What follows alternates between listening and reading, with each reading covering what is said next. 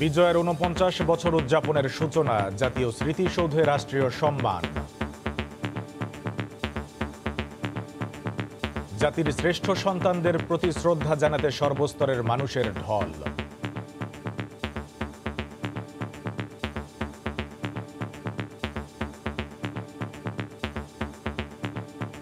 সংগ্রাম চালিয়ে যেতে হবে যতদিন না পর্যন্ত মুক্তিযুদ্ধের চেতনার বিরোধী যে শক্তি তাদেরকে সম্পূর্ণরূপে এই বাংলার মাটি থেকে নিশ্চিহ্ন না করা যায়। মুক্তিযুদ্ধের চেতনায় একটা আধুনিক, উন্নত, সমৃদ্ধ বাংলাদেশ আমরা গড়ে তুলব।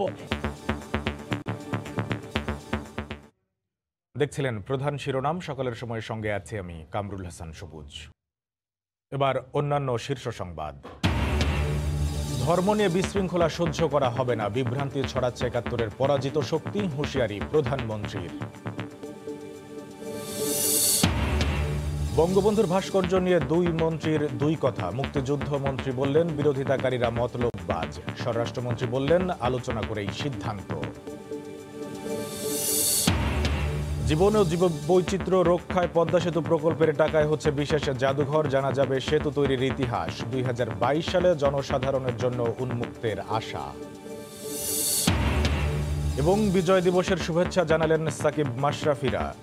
ক্রিকেট মাঠে অর্জনের কৃতিত্ব ৭১-এর শহীদদের দিলেন মুশফিক।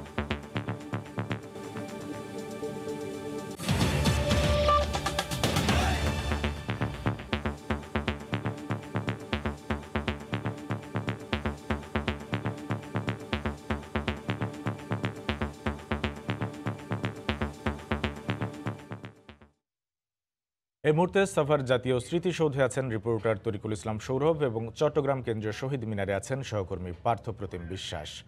সরাসরি যাব তাদের কাছে। প্রথমে যাচ্ছি সৌরভের কাছে। সৌরভ,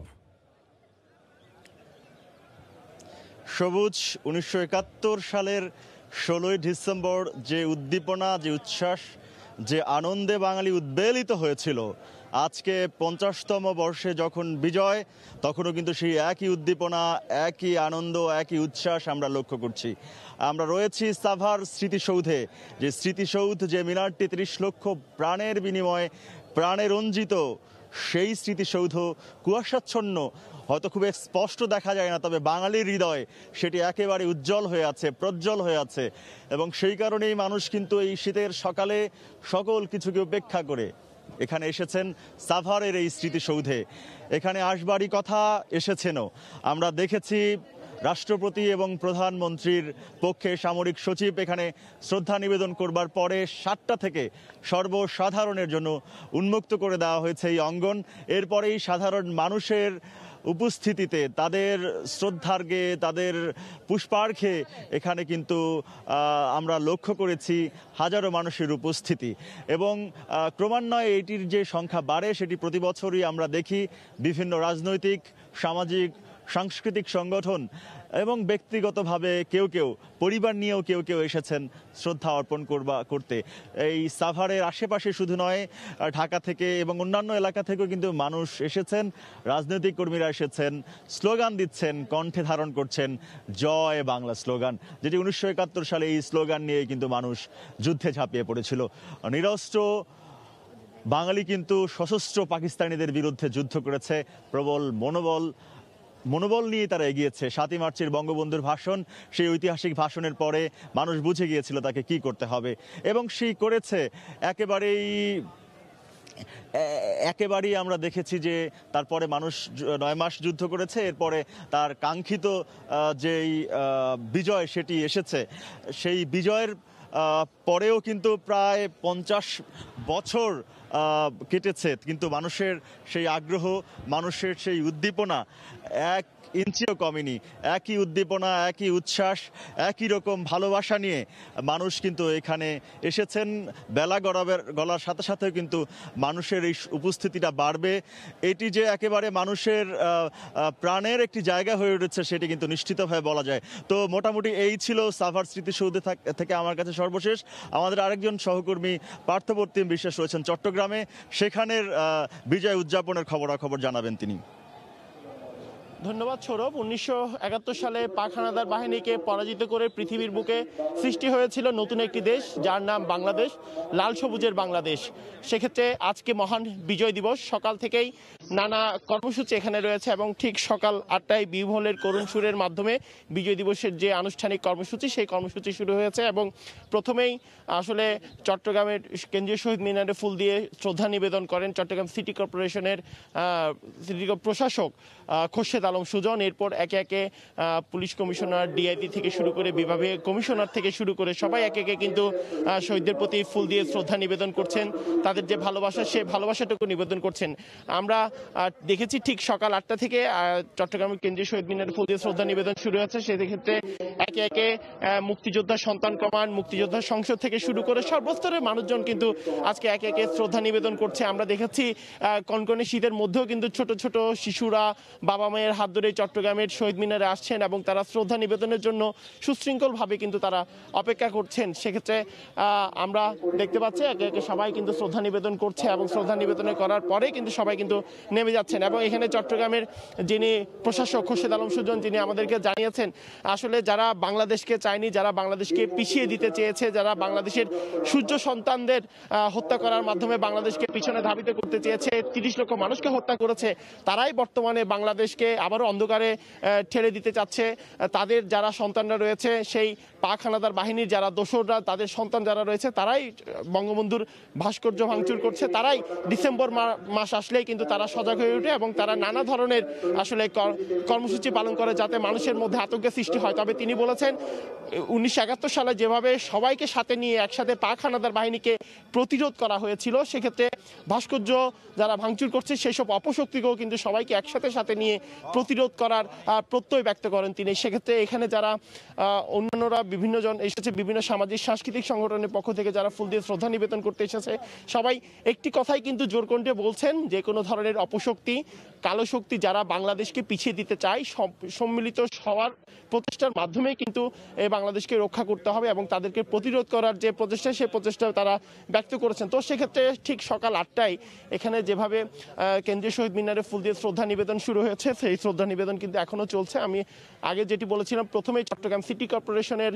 প্রশাসক খোরশেদ আলম সুজন কিন্তু ফুল দিয়ে শ্রদ্ধা নিবেদনের মাধ্যমে এখানে সর্বসাধারণের জন্য উন্মুক্ত করা হয়েছে এবং সর্বসাধারণ মানুষজন আমরা দেখছি একে একে আসছেন এবং সবাই কিন্তু এখানে ফুল দিয়ে শ্রদ্ধা নিবেদন করছেন। সেক্ষেত্রে ছোট ছোট ছেলে মেয়ে থেকে শুরু করে সামাজিক সাংস্কৃতিক সংগঠনের পক্ষ থেকেও আমরা দেখছি ফুল দিয়ে শ্রদ্ধা নিবেদন করা হচ্ছে।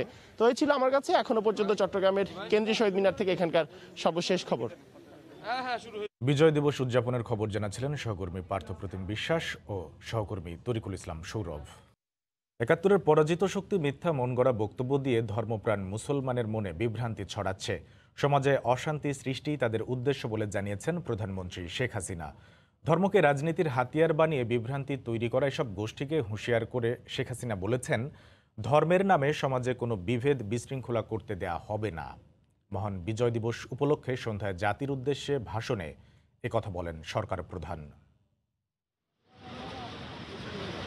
রাত পোহালেই বিজয় উৎসব, পরাধীনতার শৃঙ্খল ভেঙে বাঙালির মুক্তিপ্রাপ্তির দিন।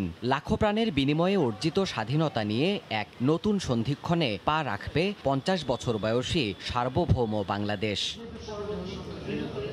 গৌরব জড়ানো এই বিজয় উৎসবের আগের সন্ধ্যায় জাতির উদ্দেশ্যে ভাষণ নিয়ে এলেন প্রধানমন্ত্রী শেখ হাসিনা। সেখানে উঠে এলো বাঙালির ত্যাগের ইতিহাস, গণতান্ত্রিক যাত্রাপথ, আর্থসামাজিক বাস্তবতা সহ করোনা মহামারী পরিস্থিতি। আমি বিজয় দিবসের আন্তরিক শুভেচ্ছা জানাচ্ছি। সরকার প্রধান বলেন, প্রাণঘাতী ভাইরাসের ছোবল সত্ত্বেও এগিয়ে যাচ্ছে দেশ। যুদ্ধ পরবর্তী বাংলাদেশ প্রতিষ্ঠায় জাতির পিতার অবদান তুলে ধরেন প্রধানমন্ত্রী। বঙ্গবন্ধুর ভাস্কর্য ইস্যুতে মাঠে নামা একদল মুসল্লিদের নিয়েও কথা বলেন শেখ হাসিনা। সাফ জানিয়ে দেন, ধর্ম নিয়ে সমাজে কোনো বিশৃঙ্খল পরিস্থিতি তৈরি করতে দেয়া হবে না কাউকেই। অসাম্প্রদায়িক বাংলাদেশের চরিত্র কোনো মতেই যাতে ভুলুণ্ঠিত না হয়, সেই কথা মাথায় রেখে তরুণ যুবশক্তিকে কাজ করার আহ্বান জানান প্রধানমন্ত্রী। বলেন, মহামারী দূর হলে মার্চে স্বাধীনতার সুবর্ণ জয়ন্তী পালন করা হবে সাড়ম্বরে। দেবাশিস রায়, সময় সংবাদ, ঢাকা। পদ্মা সেতু প্রসঙ্গ।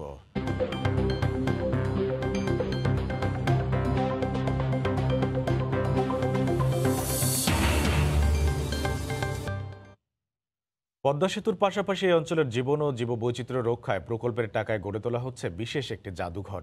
উদ্দেশ্য, বহু বছর পরও মানুষ যাতে জানতে পারে কেমন ছিল পদ্মা সেতু তৈরির দিনগুলো। 2022 সাল নাগাদ এ জাদুঘরটি সাধারণের জন্য উন্মুক্ত করার ব্যাপারে আশাবাদী সেতু কর্তৃপক্ষ।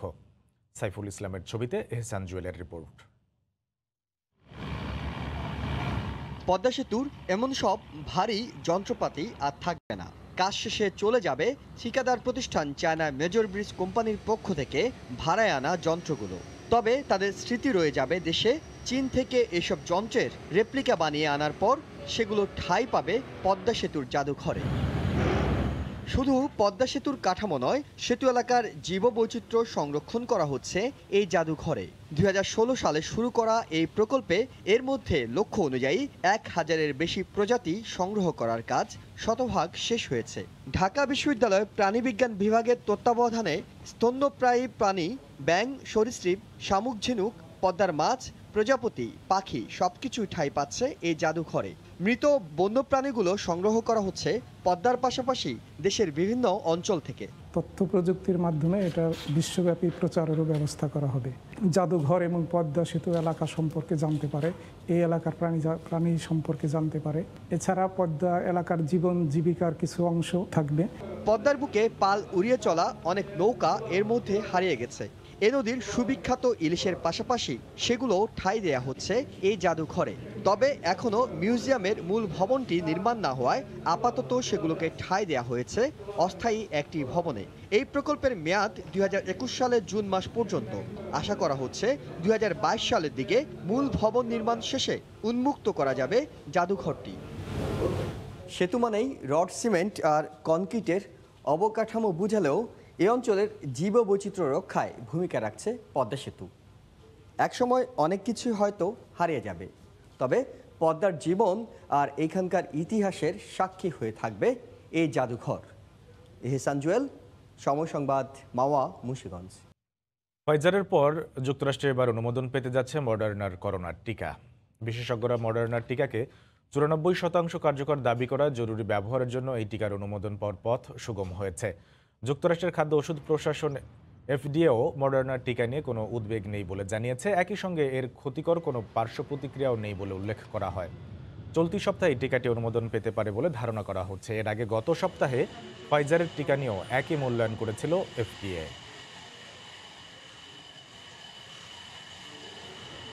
স্বাধীনতার 50 বছরে পদার্পণের শুভকামনা জানাতে ভুলেননি ক্রিকেটাররা। মুশফিকুর রহিম ক্রিকেট মাঠের সব অর্জনের কৃতিত্ব দিয়েছেন 71-এর বীর শহীদদের। শুভেচ্ছা জানিয়েছেন বিশ্বসেরা অলরাউন্ডার সাকিব আল হাসান ও মাশরাফি সহ অন্যান্য ক্রিকেটাররাও।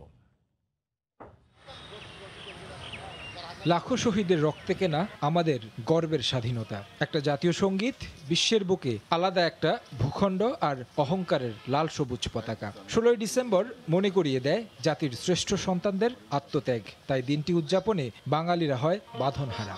আমার সোনার বাংলা, আমি তোমায় ভালোবাসি।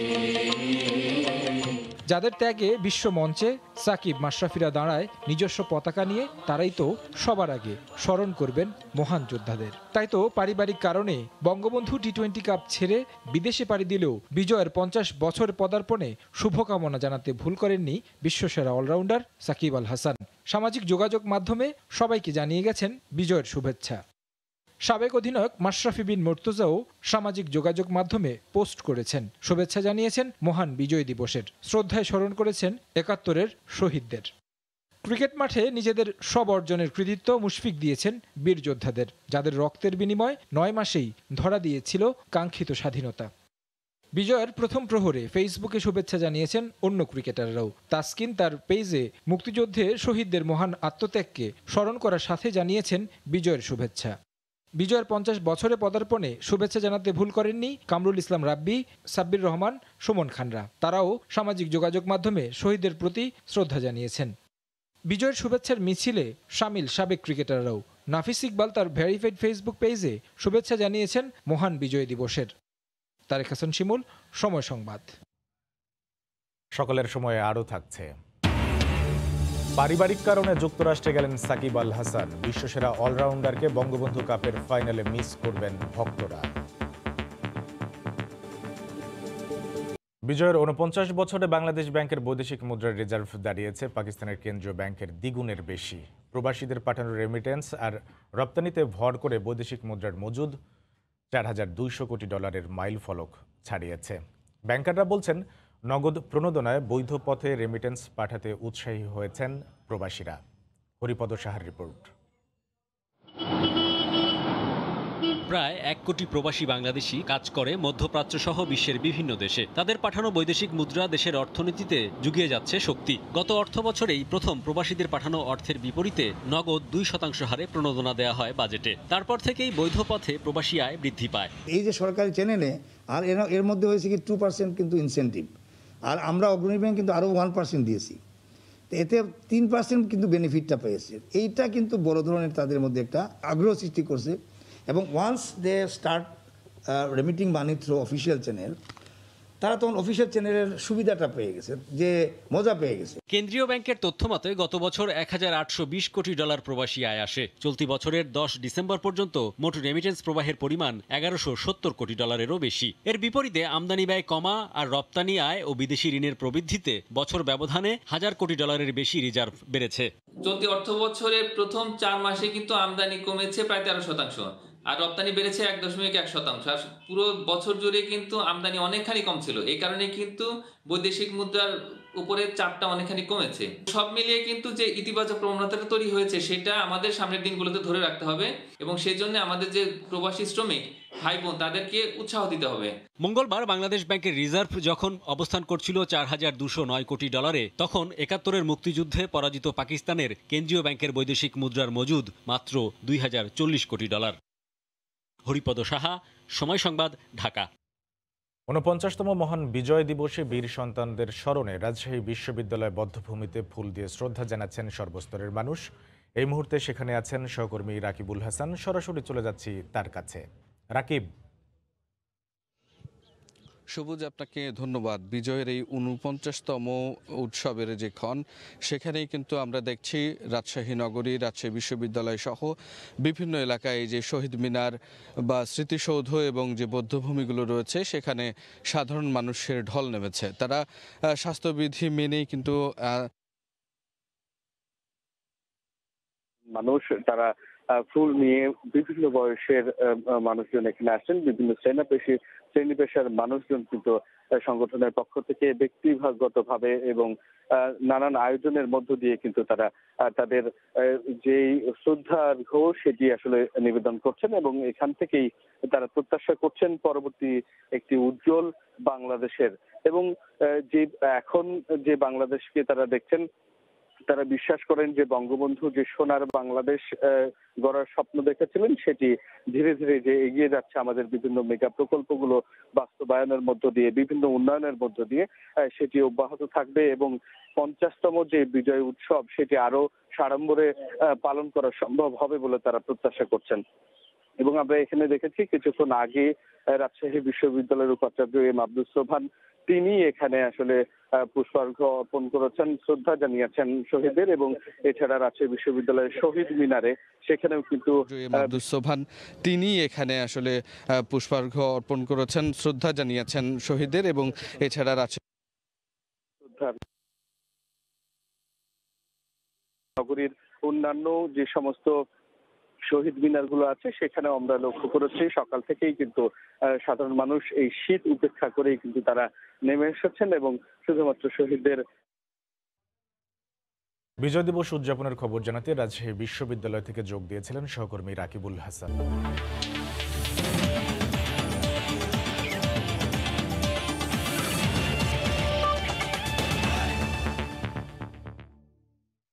পারিবারিক কারণে যুক্তরাষ্ট্র গেলেন সাকিব আল হাসান। মঙ্গলবার রাতে দেশ ছাড়েন বিশ্বসেরা অলরাউন্ডার। বঙ্গবন্ধু টি-20 কাপে তার দল ফাইনালে উঠলেও খেলতে পারছেন না সাকিব, যাতে ভক্তরা খানিকটা হতাশ। তবে তাদের প্রত্যাশা সাকিব না থাকলেও ফাইনালে তার দল ঠিকই জিতবে শিরোপা।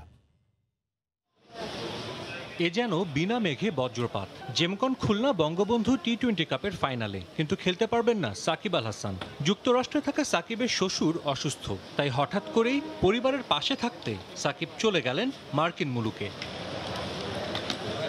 সাকিবকে নিয়ে কত অপেক্ষা ছিল ভক্তদের। 1 বছরের নির্বাসন শেষে বঙ্গবন্ধু টি-20 কাপ দিয়ে ক্রিকেটে প্রত্যাবর্তন করেন সাকিব আল হাসান। ভক্ত সতীর্থরাও তাকে স্বাগত জানান হাসি মুখে।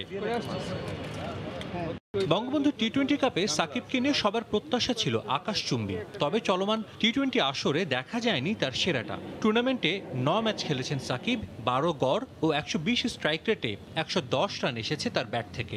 বল হাতে মিতব্যয়ী হলেও উইকেট নিয়েছেন মোট 6টি।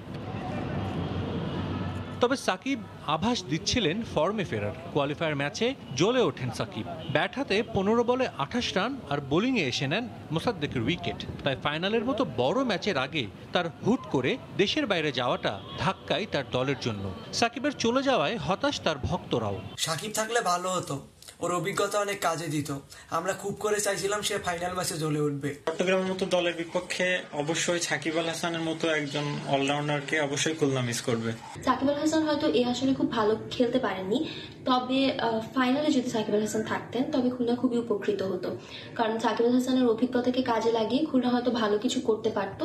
সাকিব কবে দেশে ফিরবেন সেটা এখনো নিশ্চিত নয়। জানুয়ারিতে ওয়েস্ট ইন্ডিজের বাংলাদেশ সফর, সিরিজের এখনো প্রায় 1 মাস বাকি। সব ঠিক থাকলে জাতীয় দলের ক্যাম্পের শুরু থেকেই পাওয়া যাবে সাকিবকে।